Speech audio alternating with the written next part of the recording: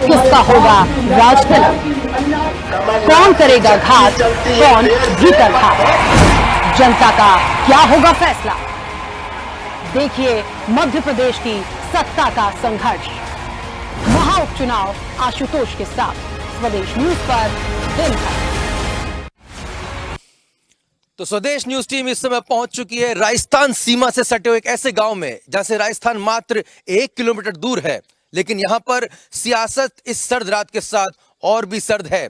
और यहां पर चुनाव प्रचार कर रहे हैं मध्य प्रदेश की सियासत के सूरमा और भारतीय जनता पार्टी के प्रत्याशी महेंद्र सिंह सिसोदिया जी। इस गांव में ठंडक बढ़ चुकी है और राजस्थान हमें चंद कदमों की दूरी पर दिखाई दे रहा है, लेकिन चुनाव प्रचार में कोई कमी नहीं आई है और एक एक गांव को महेंद्र सिंह सिसोदिया लगातार नाप रहे हैं, एक एक ग्रामीण जनों से मिल रहे हैं और उनसे गले भी मिल रहे हैं, उनका हालचाल भी पूछ रहे हैं और उनकी समस्याएं भी सुन रहे हैं। हमारे साथ खुद महेंद्र सिंह सिसोदिया जी मौजूद हैं। हम आपको इससे पहले उनसे चर्चा करें, आपको बता दें दर्शकों की महेंद्र सिंह सिसोदिया जी की माता जी का निधन कुछ समय पूर्व ही हुआ है। उसके बाद वो काफी समय तक अपने क्षेत्र में सक्रिय नहीं रहते, लेकिन अब वो लगातार प्रचार कर रहे हैं, लोगों के बीच पहुंच रहे हैं और आप हमारे सामने मौजूद हैं, उनसे चर्चा करेंगे। सबसे पहले महेंद्र सिंह सिसोदिया जी, स्वदेश न्यूज में आपका बहुत बहुत स्वागत है। बहुत बहुत धन्यवाद आप सबका, जो इस रात्रि में, सर्द रात्रि में आप सब लोग राजस्थान बॉर्डर पे आए हैं और ये साबित करता है कि हमारा मीडिया किस हद तक मेहनत करता है। बहुत बहुत धन्यवाद। महेंद्र सिंह जी, आप कुछ समय तक, चूंकि आप खुद कोरोना से संक्रमित हुए थे, उसके बाद एक और दुखदाई घड़ी आई कि आपकी माताजी का निधन हुआ और काफी समय क्षेत्र से दूर रहे। एक ऐसा चुनाव जो कहीं ना कहीं आपकी करियर के लिए बेहद टर्निंग पॉइंट है, बेहद महत्वपूर्ण है, लेकिन अब आप लोगों के बीच में जा रहे हैं, तो किस तरह का प्रतिसाद आपको देखने को मिल रहा है? देखिए, बात सच है कि विगत 3 महीने से मैं पारिवारिक संकटों में घिरा रहा। मेरी पत्नी को कोरोना हुआ, मुझे कोरोना हुआ, मेरी माँ को कोरोना से देहांत हुआ, मेरे बेटा जो अमेरिका में पढ़ते हैं उनको भी कोरोना हुआ और आज मेरी 3 बहनें, 2 भांजे और एक बहनोई को भी कोरोना हुआ जो भोपाल के हॉस्पिटल चिरायू में है। तो इन सब कारणों से मैं क्षेत्र से दूर रहा, मगर दिल से मैं कभी दूर नहीं रहा और मेरे अंदर ये भावना बनी रही, जो मेरे आया मेरे पास, मैंने उसको पूरे क्षेत्र में गले लगाया, पूरा मान सम्मान उनको दिया और जो भी मेरा बस का काम था वो मैंने सब करके दिया। और इसीलिए आप देखेंगे कि पूरे क्षेत्र की गरीब जनता मुझे बहुत प्रेम करती है और मैं भी उनको बहुत प्रेम करता हूँ। आपको यहाँ के क्षेत्र के लोग संजू भैया के नाम से जानते हैं और संजू भैया एक काफी लोकप्रिय हैं, कुछ इनकी अपेक्षाएं भी आपसे, तो क्या कुछ आप को समझ में आ रहा है, क्या चाहते हैं लोग? देखिए, लोगों की अपेक्षाएं निश्चित रूप से होनी चाहिए और जब वो हम पे अपना विश्वास अर्जित करते हैं, हमें जिताते हैं, हमें विधायक बनाते हैं, मंत्री बनाते हैं, तो जनता का पूरा हक बनता है कि वो अपनी अपेक्षा हमसे पूरी कराएं और हमारा ये कर्तव्य बनता है, धर्म बनता है कि उनकी अपेक्षाओं पर हम खरा उतरें। और यही कारण था कि कमलनाथ की सरकार ने 15 माह में जो जनता की उपेक्षा की और हमारी आकांक्षाओं को पूरा नहीं किया, इससे मजबूर होकर, व्याकुल होकर, व्यथित होकर हम लोगों ने भारतीय जनता पार्टी ज्वाइन की। और भारतीय जनता पार्टी के बारे में मैं कहना चाहूँगा कि ऐसी पार्टी मुझे लगता नहीं है और मुझे लगता है कि मैं सौभाग्यशाली हूँ जो मैंने कांग्रेस छोड़ के भारतीय जनता पार्टी ज्वाइन की। एक अनुशासन कैडर है और समर्पित कार्यकर्ता है इसके, और काम करने में माननीय शिवराज सिंह मुख्यमंत्री, उनका कोई मुकाबला नहीं है। गरीब जनता के बारे में जो माननीय मुख्यमंत्री का सोच है और जो वो करते हैं हर गरीब के लिए, चाहे वो किसान हो, बुजुर्ग हो, माता बहनें, यहाँ तक की बच्चियों के लिए भी, जो लाडली लक्ष्मी जिनको वो कहते हैं, उन सबके लिए समर्पित भाव से काम करते हैं। मुझे बहुत आनंद महसूस हो रहा है इस पार्टी में आकर। हालांकि ये उपचुनाव है सिसोदिया जी, लेकिन कहीं ना कहीं नरेंद्र मोदी जी खासे लोकप्रिय हैं। युवाओं से जब आप मिलते हैं तो उनकी क्या, किस तरह की प्रतिक्रिया रहती है? देखिए, माननीय प्रधानमंत्री नरेंद्र मोदी जी तो हमारे देश का एक गौरव है, एक सिरमौर है हमारे देश के, और उनके आने के बाद बहुत सारी पार्टियां 50 साल में राज में रही, कांग्रेस पार्टी भी रही, मेरा परिवार भी कांग्रेस पार्टी में रहा, किंतु मैं आज कह सकता हूं इस गांव में बैठकर कि जो नरेंद्र मोदी जी ने देश की जनता के लिए सोचा और किया, वो शायद कोई नहीं कर सकता और न कभी कर पाएगा। हमारा 5000 साल से पुराना झगड़ा राम मंदिर का था, उसका भव्य निर्माण कार्य प्रारंभ हुआ। जो गरीब हमारे कच्चे घर में रहता था उसको प्रधानमंत्री आवास की योजना के तहत कुटीरें मुहैया कराई मोदी जी ने, और तमाम ऐसी योजनाएं हैं जो किसानों के लिए, युवाओं के लिए, महिलाओं के लिए। ये दर्शाता है कि नरेंद्र मोदी एक लोह पुरुष नहीं बल्कि एक ऐतिहासिक पुरुष है और हमारे देश का सिरमौर है, हमारे देश की मान, मर्यादा और प्रतिष्ठा है नरेंद्र मोदी जी। महेंद्र सिंह जी, शुरुआत जब हुई थी इस चुनाव प्रचार की तो कांग्रेस पार्टी ने आप लोगों को गद्दार कहा था, लेकिन धीरे धीरे कुछ और लोगों ने भी कांग्रेस छोड़ी। हाल ही में एक और कांग्रेस के विधायक जी ने भाजपा का दामन थाम लिया है। क्या लगता है आपको, जब जनता के बीच में जाते हैं तो क्या वो गद्दार शब्द अभी भी स्ट्राइक कर रहा है लोगों के बीच में, या फिर आपको लगता है कि लोगों ने उस बात को दरकिनार कर दिया है? इस प्रश्न का उत्तर तो ये जनता बैठी हुई दे सकती है आपको बहुत अच्छे ढंग से, किंतु आपने मुझसे पूछा है तो मैं आपको स्पष्ट करना चाहूंगा, गद्दारी कांग्रेस पार्टी से हमने की किंतु जनता से नहीं की, क्योंकि वोट जनता ने हमको दिए, हमको विधायक जनता ने बनाया, मंत्री भी हमको जनता ने बनाया। और अगर आज जनता के साथ अन्याय होगा, उनके काम नहीं होंगे, हमारे क्षेत्र का पैसा दूसरी जगह जाएगा, तो हम क्या करते? और इसी से व्यतीत होकर हमने भारतीय जनता पार्टी ज्वाइन की। तो गद्दार शब्द और बिकाऊ शब्द का कोई मायना बमोरी विधानसभा में नहीं है। कोई कितना भी कह ले, सारी दुनिया जानती है कि संजू भैया एक सच्चा इंसान है और सच्चाई से काम करता है। बिकने का प्रश्न ही नहीं उठता और न गद्दारी का प्रश्न होता। हम तो सिसोदिया राजवंश के वैसे ही हैं कि हमारे पूर्वज महाराणा प्रताप ने घास की रोटी खाकर और अकबर से लड़ाई लड़ी थी। हम लोग गद्दार नहीं, हम तो वफादार और शूरवीर लोग हैं। बिल्कुल राजस्थान के बिल्कुल इस माटी के नजदीक है, जो कि शौर्य की भूमि कहलाती है।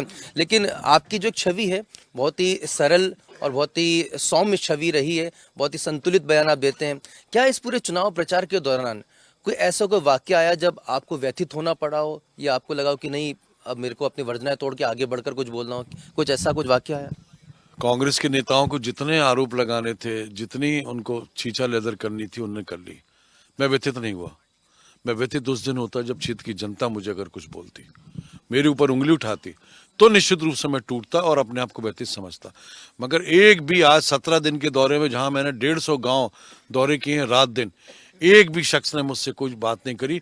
सबने मुझे गले ही लगाया और आश्वासन दिया कि संजू भैया आप जाइए, आपको आने की जरूरत नहीं थी, आपका मां का देहांत हुआ है, आप क्यों आए क्षेत्र में?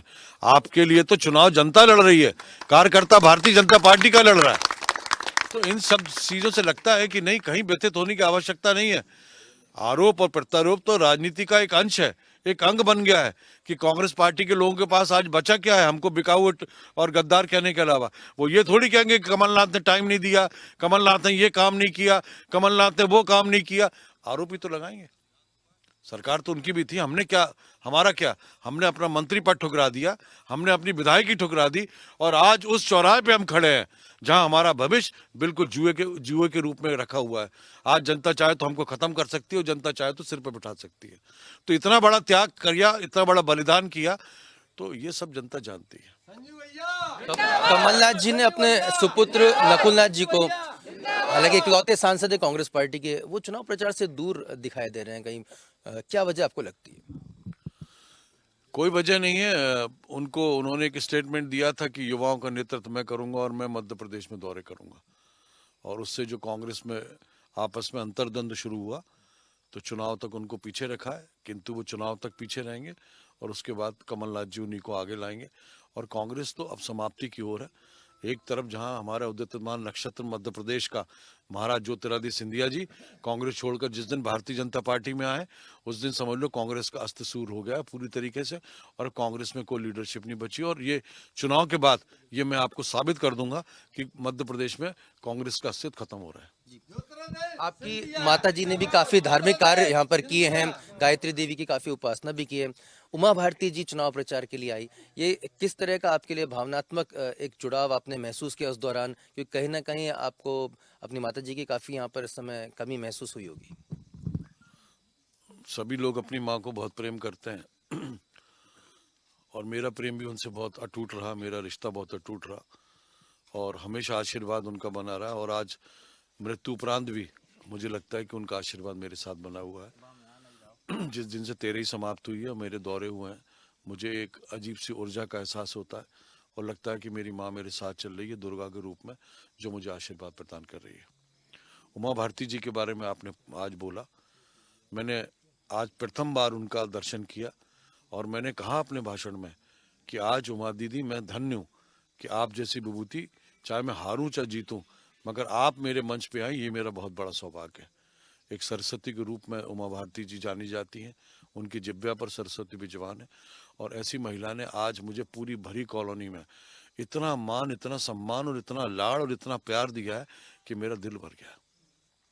मैं उनको इस चीज के लिए प्रणाम करता हूँ। अभूतपूर्व महिला है, अभूतपूर्व। मुख्यमंत्री शिवराज सिंह चौहान जी भी लगातार आपके साथ प्रचार कर रहे हैं, इस दौरान काफी आपकी चर्चा भी हुई होगी, तो क्या कुछ वो आपको संबल देते हैं? क्योंकि हर प्रत्याशी को कहीं ना कहीं एक टिप्स दी जाती है, एक कहा जाता है कि इस तरह से आप आगे बढ़िए, तो क्या कुछ टिप्स आपको सीएम शिवराज सिंह चौहान जी की तरफ से मिले? देखिए, माननीय मुख्यमंत्री जी ने पूरी तरह से जो एक पार्टी के वफादार नेता को करना चाहिए, 28 के 28 सीटों पर जिस तरीके से अपने उम्मीदवारों को दम दी है उन्होंने और टिप्स दी हैं उन्होंने, और जिस तरीके से आज और उनका पूरा परिवार, उनकी पत्नी, उनका बेटा जिस तरीके से हम लोगों के लिए मेहनत कर रहा है, हम कभी जीवन में भूल नहीं सकते इस बात को। एक आखिरी सवाल सर, क्योंकि बमोरी सीट कहीं ना कहीं दिग्विजय सिंह जी के प्रभाव क्षेत्र की मानी जाती रही है, इस क्षेत्र को लेकर कहीं ना कहीं दिग्विजय सिंह जी ने काफी चुनावी रणनीतिकार माने जाते हैं कांग्रेस पार्टी के, कितनी बड़ी चुनौती आप समझते हैं? पहले तो मैं आपको इस बात के लिए दुरुस्त कर दूं कि बमोरी विधानसभा कभी दिग्विजय सिंह जी की नहीं मानी गई। ये महाराज सिंधिया जी का क्षेत्र रहा है और महाराज सिंधिया जी नेता है, और ये सारी जनता बैठी है, ये सिर्फ एक नाम पे वोट देती है, महाराज ज्योतिरादित्य सिंधिया जी पे। रावगढ़ का जो क्षेत्र है वो दिग्विजय सिंह जी का क्षेत्र है। वो चाहते हैं और उनके बेटे जयवर्धन सिंह चाहते हैं कि बमोरी पे कब्जा किया जाए, विधायक बना लें, उसके बाद पंचायतों पे अतिक्रमण कर लें, ये सारी उनकी भावना है। किंतु कोई कितना बड़ा रणनीतिकार क्यों ना हो, कोई कितना बड़ा नेता क्यों ना हो, सबसे बड़ी नेता जनता होती है। सारी रणनीति फेल करती है जनता। और इस बमोरी के इलेक्शन में जब 10 तारीख को रिजल्ट खुलेगा तो आप देख लेना, सारे रणनीतिकार ध्वस्त हो जाएंगे और जनता का परचम ऊपर फहरेगा। महेंद्र सिंह जी, आप कई भाषा में कमांड रखते हैं, अंग्रेजी भी आपको काफी अच्छी आती है, हिंदी भी धारा प्रभा बोलते हैं, लेकिन हमने ये पता करा है कि आप जब लोगों के बीच में जाते हैं तो स्थानीय बोली का भी भरपूर इस्तेमाल करते हैं। वो हमारे प्रेम की भाषा है। जब हम लोग मिलते हैं तो छूटते बोलते, का रे दादा का हाल चाल है तेरे, तभी ठीक है कि नहीं तेरी, का रे भैया का हाल चाल है। तो ये हमारी एक आम भाषा है जो हम प्रेम से एक दूसरे के लिए बोलते हैं, और वो भी मुझसे बोलते हैं, मैं भी उनसे बोलता हूँ। बाकी जब पढ़े लिखों में बात होती है, अधिकारियों में होती है, तो अपने हिसाब से बात की जाती है। जनता और परिवार के बीच में जब आते हैं तो वो आदान प्रदान, दिल का रिश्ता खड़ी बोली में होता है, जो हम भी करते हैं। बिल्कुल, इस खड़ी बोली के साथ साथ अब हमारे खड़े होने का वक्त आ गया है, देर रात हो चुकी है और इस सर्द रात में हम राजस्थान सीमा से सटे इस गांव में मौजूद है। और सबसे पहले हमारे साथ जो ग्रामीण मौजूद, उनका मैं शुक्रिया अदा करना चाहूँगा जो लगातार इस गांव में हमारे साथ स्वदेश न्यूज़ की टीम के साथ में मौजूद रहे। और बाकायदा आप देख सकते हैं कि कितनी देर रात तक, अगर जो भी पॉलिटिकल साइंस के स्टूडेंट इस प्रोग्राम को देख रहे हो तो देख सकते हैं कि किस कदर भारतीय राजनीति में एक राजनेता बनने के पीछे की एक बड़ी कहानी जुड़ी होती है। जीतने और हारने के बाद हम नेताओं को गाली जरूर बक दिया करते हैं, लेकिन निश्चित तौर पर अगर इस पहलू को गौर किया जाए चुनाव प्रचार के, तो कहीं ना कहीं नेता एक एक व्यक्ति के पास पहुंचता है, उससे मिलता है, देर रात हो जाती है, गाँव खेड़ों में घूमते हैं, और ऐसी स्थिति में कहीं ना कहीं मेहनत जरूर लगती है। उम्मीद करते हैं ये मेहनत ये राजनेता उस वक्त भी हमें दिखाएंगे जब हमारा भविष्य यहाँ पर बनने की बात आएगी। और कहीं ना कहीं महेंद्र सिंह सिसोदिया यहाँ पर जनता को वही भरोसा दिला रहे हैं कि बमोरी और गुना का विकास वो करके दिखाएंगे, और यही वजह है कि कहना कि भारतीय जनता पार्टी का यहाँ पर परचम बुलंद करने के लिए वो लगातार चुनाव प्रचार कर रहे हैं। मेरे दोस्त कुलदीप सराटकर और अपने दोस्त आशुतोष को दीजिए इजाजत। देखते रहिए स्वदेश न्यूज। नमस्कार। अब की बार किसकी सरकार, किसका होगा राज तिलक, कौन करेगा घात, कौन भीतर घात, जनता का क्या होगा फैसला? देखिए मध्य प्रदेश की सत्ता का संघर्ष, महा उपचुनाव आशुतोष के साथ स्वदेश न्यूज पर दिन भर।